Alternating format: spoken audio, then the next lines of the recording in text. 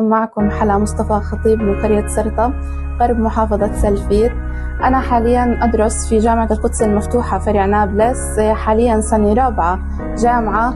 تخصصي تحديدا اسمه إعلام جديد، إنه تخصصي بيتيح لي إني أشتغل بكافة المجالات بالصحافة أو بمجال الصحافة والإعلام. فأنا بنصح كل شخص ميوله للصحافة والإعلام إنه يدخل هذا المجال، لأنه مجال واسع. الإعلام مش مقتصر فقط على المراسلة. هلا أنا بحكي لكم صحيح إنه المراسلة مع الأسف خطرة بسبب الاحتلال الإسرائيلي وشو بصير حاليا من اعتداءات على بعض المراسلين في الميدان، بس الصحافة مجالاتها جدا واسعة ومجالاتها جدا شاملة، يعني لكافة تقريبا نواحي المجتمع.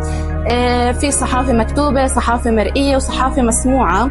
فأنا حاليا المجال يلي بطمح إنه أتخصص له في المستقبل هو مجال الإذاعة والتلفزيون. يعني أنا إن شاء الله حلمي إني أكون مقدمة برامج تلفزيونية. عملت مقابلات كثير، تعمقت في كثير مؤسسات وتعرفت على كثير مؤسسات وشركات إعلامية. من خلالها صرت إني أكتب تقارير صحفية، بما إنه أنا حكيت ورح أظني أحكي إنه ميولي اللي هو الصحافة المكتوبة خلينا نحكي.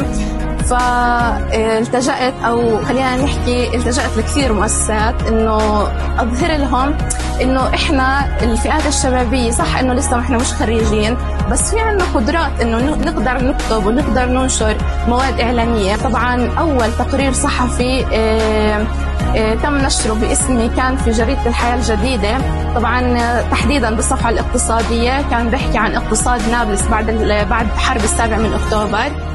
وكمان المقال الثاني نزل كمان بالصفحة الاقتصادية بجريدة الحياة الجديدة، كان بيحكي عن البطالة.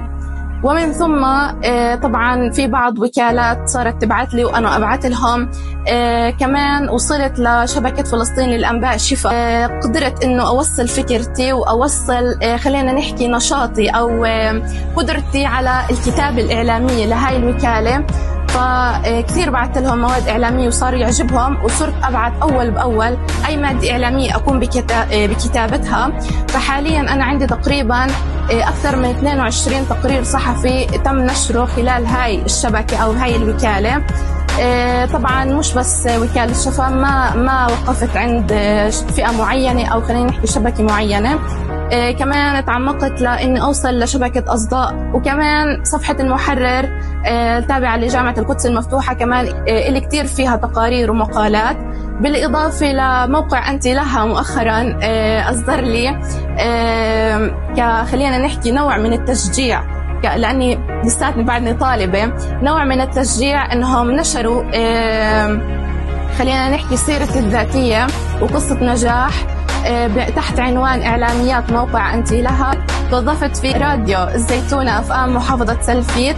أنا متأكدة إنه في يوم من الأيام رح أوصل لمكان إن شاء الله بحلم فيه، ورح يكون مكان فوق ما أنا كنت متصورة.